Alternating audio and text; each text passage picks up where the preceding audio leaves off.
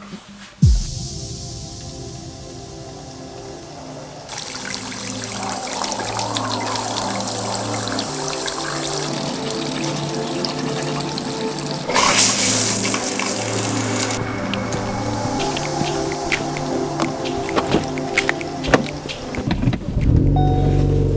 the deal, YouTube? I put this hat back on because it's cold as hell out here, you feel me? Yeah, that's better. Alright, anyway, so I was sitting there thinking the other day, I was like, damn, how did I get into motorcycles and shit, right? So I started reminiscing or whatever, and like both my granddads had motorcycles when they were younger. I had a couple uncles that had motorcycles. So I mean, I guess that could have influenced me, but I mean, honestly, I just feel like, you know, anything with a motor that goes fast, I'm like fascinated with. So anyway, so I remember one year I was probably like 13, 14 years old, something like that. Pep Boys used to sell like mini bikes and scooters and stuff like that. I don't know if they still do. I don't even know if Pep Boys even still exist, but they used to sell like little mini bikes and stuff. And I was looking through like a sales paper one year, and they had this mini bike that looked just like a Harley. I mean, it had turn signals and a sissy bar and headlights, all that. It looked exactly like a Harley, but you know, it didn't go no more than like 20 miles an hour or some shit like that. So I remember telling my granddad, I was like, oh man, I would love to have one of these, whatever. And he was like, well, if you work through the whole year, you know, doing your chores around the house, cutting the grass, you know, shoveling snow, all that good shit, I'll buy you this bike. He actually did keep his promise, and he actually bought that bike for me. And so I think that was kind of really the start of this motorcycle craze that I have. I bought my first full-size bike, like real motorcycle. I think that might have been 2012. I know it was a 2013 Ninja 300s made by Kawasaki, obviously Ninja. And that was kind of like a beginner bike, but you know, it still looked like a sport bike. So from a distance, it looked like a full-size sport bike, but when you get close to it, it was obviously like, you know, the tires were a little smaller, the gas tank wasn't as big, and you sat more upright.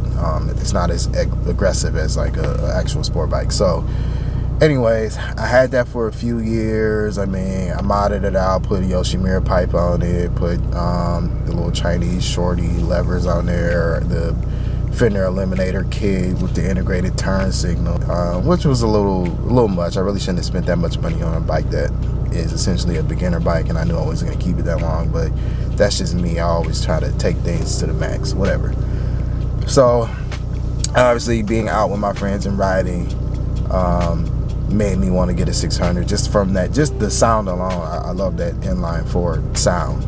But riding by myself, I actually miss riding that bike, because just riding through the neighborhoods or riding on the top streets, you could ring that bike out without actually like breaking the law. So I actually enjoyed riding that bike when I was riding off by myself. But of course, when you get with your friends and stuff like that, it's a little bit more different. You want a little bit more power. So I then got a Gixxer 600, which was a piece of shit. I had so many problems with that bike. It was used. I got it from a dealer. It was probably one of the cheapest ones I could find in the area at the time, which is probably part of the problem. But I had bought it because it already had a Two Brothers exhaust on it. It already had a power commander. But that was just me being stupid and whatever. So that one was kind of a piece of shit, but I love that bike too. That kind of really started off my... Well, I actually got started wheeling with the Ninja 300, believe it or not. I actually used to just dump the clutch straight off the line. Anyway, so it actually started with the Ninja 300, but the Gixxer was really when I took off with wheeling and getting pretty decent with wheeling. Again, I had a long list of issues with that bike. A typical stator, rectifier. Sorry, let me turn this heat off. Just a shitload of problems with that bike. It was just, I felt like it was a lemon. But anyway,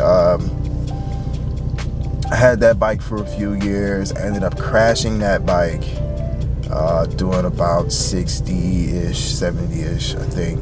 I crashed that bike. I was able to walk away from it in fairly good condition. Like you know, my leg was busted up. I had some road rash on my hand because somehow my glove came off. but really my knee and my ankle was probably the worst injury out of that. And it was just really, I had hyperextended my knee, and the rear set actually went through my boot, and that's how my ankle got damaged. So I was actually thankful that I walked away from that fairly unscathed, but it ended up getting totaled out because it was fucked up after the accident. So what kind of bothered me was the fact that I was prepared to get back on another sport bike, no questions asked. You know, that fearlessness of not being bothered by the accident was what made me be like, you know what, I'm gonna take this opportunity to buy me a Harley, because I always wanted a Harley at some point, but I wasn't so prepared for that, the life of riding a Harley. I still was kind of into the speed and wheeling and all that good shit. So at the time I was fully willing to go buy another sport bike and you know, get back to it. And I think that was when I like came to the realization that I was like, you know what, maybe I should sit down, because I walked away from that and I could have gotten really, really hurt from it. So, you know, it just kind of like, it sat me down. It was like, all right, well, let me chill out and get something that's a little bit more relaxed, because I love riding. It's therapy for me to get out and ride. You know, you be having the shittiest day ever, and you hop on that bike and your problems just sort of, you know, fade away.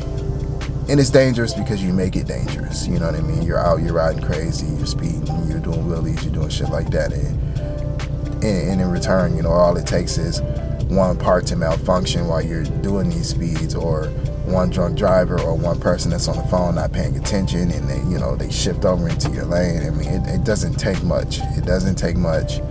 You know, I've had friends that have passed away from riding motorcycles. So, you know, it just kind of got to a point where, like, you know, maybe I shouldn't continue on that path. So I then bought my Harley, which was a 2014 Street Bob, which I really enjoyed. I love that bike. It was dope. I actually just sold that bike in March of 2018. So that kind of ended my motorcycle journey.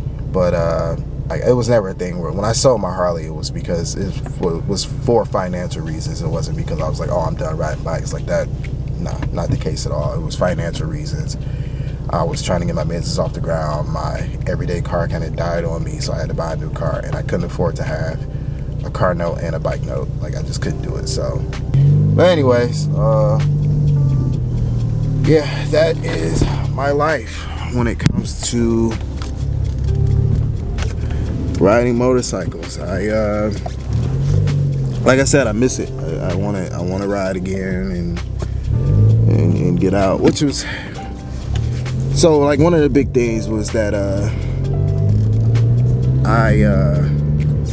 when I sold the Harley, I was like, you know what, I got to get something cool to kind of offset the fact that I don't have my Harley anymore.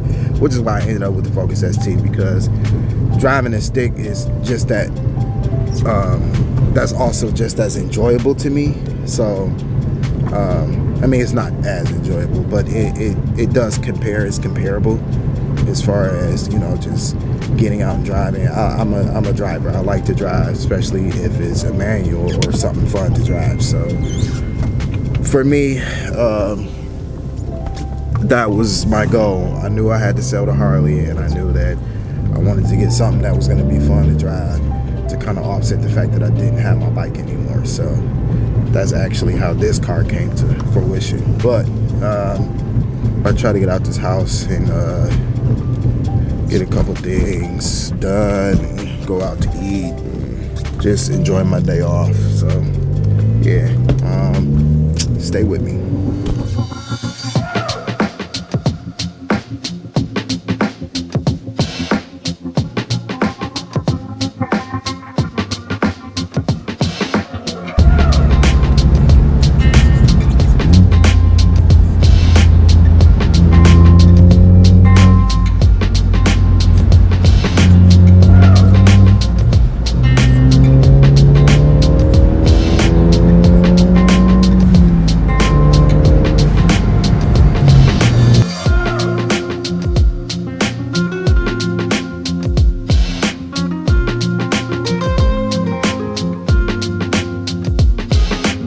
We just watched Bad Boys. It was alright. And the reason why I say it was alright because I couldn't see myself necessarily watching it again. But it was straight. It was better than I expected it to be. I honestly thought it was gonna be trash. Martin Lawrence acted exactly like I thought he was gonna act, which was like kind of washed up a little bit. Anyways, off to Mexican Village to get some food. Had to let Omi in the Hellcat.